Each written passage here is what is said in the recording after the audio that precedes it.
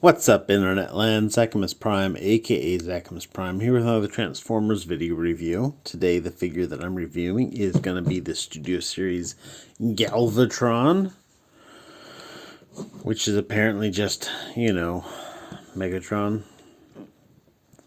I think they tried to make him a different character, but, he just ended up being the exact same character. And I guess it didn't play out very well because then they're like, yeah, the next movie we're just going to call him Megatron again. Even though we called him Galvatron in the last movie. But anyhow, there is the, Studio Series Galvatron from Transformers Age of Extinction. Which was just fantastic movie. But yeah, he's a lot better than his retail version that came out with the Age of Extinction movie. That thing was just kind of ugh, and this is a lot less ugh. So yeah, let's get into it. First of all, he comes with he comes with accessories. He comes with a little cannon blaster thingamajig. It attaches onto his arm in such a way that he holds it in his hand, but like it kind of pretends like his hand, like his arm turned into the gun. Yeah, it's not the best execution of that gimmick, that feature, but it's not the worst either. He also comes with this little missile launcher thingamajig, which you can plug into either one of his forearms. And there's a port there. Or for some reason, you can plug it inside his chest. And he can just like have missiles inside his chest, poised at any moment to shoot himself in the head. Also, this chest is a great place to store gummy bears. So, just in case you wanted some like gummy bear storage options for your Galvatron. But yeah, that's it for his articulation. For posability, his head is technically on a ball joint, but it's mostly just a swivel. It rotates all the way around. His arms will go out that far, at least when they're in this position. If you put them out here, then they'll only go out that far. But it will go all the way around. He's got a bicep swivel. It swivels as much as you like. Double jointed elbow, no rotation on the wrist. He's got a waist joint here, a transformation joint that doubles as an ab crunch. That's slick. Leg goes that far forward, that far back. He's got a thigh swivel at the top of his thigh. Decent place to put it. Single joint bend for over 90 degrees at his knee. No forward, well, I guess you can kind of pretend that he's got forward and back motion on this ankle, but not really. And then that much tiltage before you start whacking into his car parts. The truck parts are actually hidden fairly well. Not as good as like a Masterpiece style offering like the Unique Toys Nero. But, it's about what you could expect from a mainline toy. So, some waffling on it, but, it's not the worst.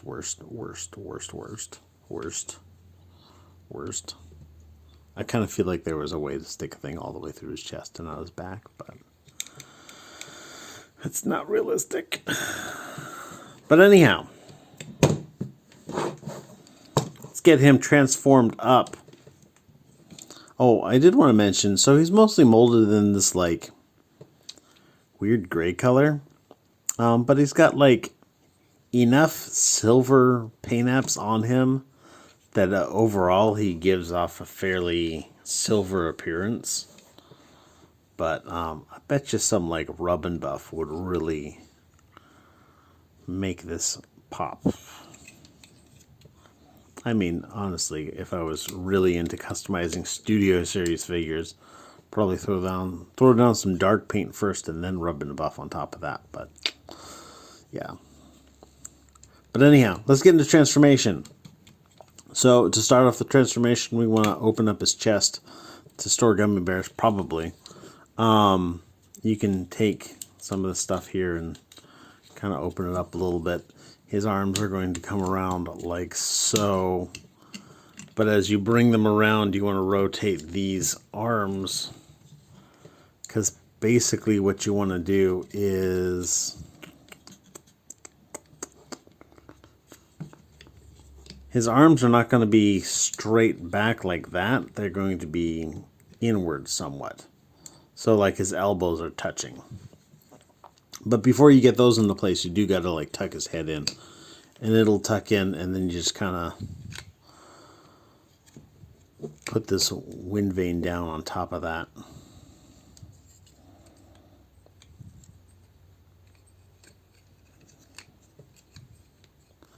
The tops of his shoulders do go inside that wind vane, so that way you'll be able to fold his chest up against his elbows when that time comes, which is not quite yet, but you know, it'll be there. It'll be there.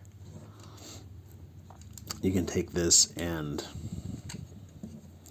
fold these out, fold this over, over, over, over, over. And yeah, like yeah, something like yeah. Pop this transformation joint right here. So the next trick we're going to do is we're going to take and disconnect this panel from behind this tire back here. And then this is going to come up and around, and then you're going to rotate this there, bend his knee, and then basically you're going to tuck this knee part into his chest plate. And if you do it right, then you can, there's this like T-tab right here. That T-tab will fit into, there's a T-slot on that, and then you can take this and plug this in right in there. And that's one side properly done. There is a like super proper way to line this up. There's like, you can see these are like little grooves here. They will line up. Let's open this one up real quick. They will line up with these little support buttresses inside there. Yes, support buttress. And that'll allow this to all lock in properly. This is the, it's not a T-slot specifically, but these are the little tabs that go into this other tab here. So we're just going to do the same thing over here. So you bend the knee, bring this all into position, and then just kind of massage it into place. And then put this tab into its position right there. And then before we get too far, you can take this guy here and plug the little like gap on the back side of this into this peg right here. Like that. And then this will fold down and like that. We're not going to plug that in all the way. Well, we can actually. We can. By folding these out and around, these wheels. And then this will come down, and you've got these tabs right here in the back section. And then these little, slots and tabs. There we go. I knew I'd get it right eventually.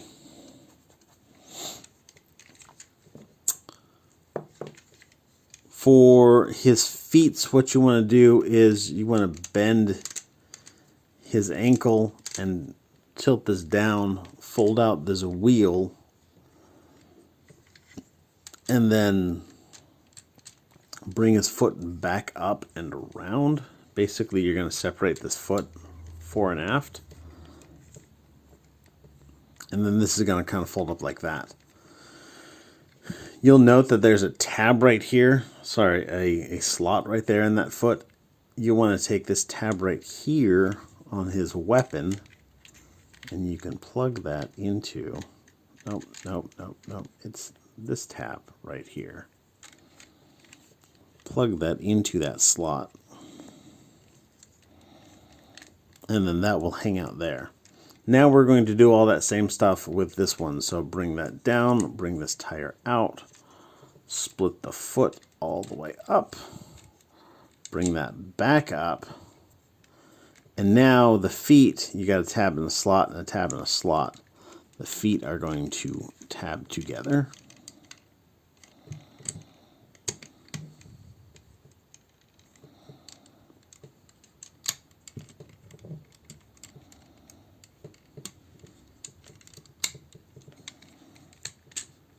And this appears to be pulling everything else apart.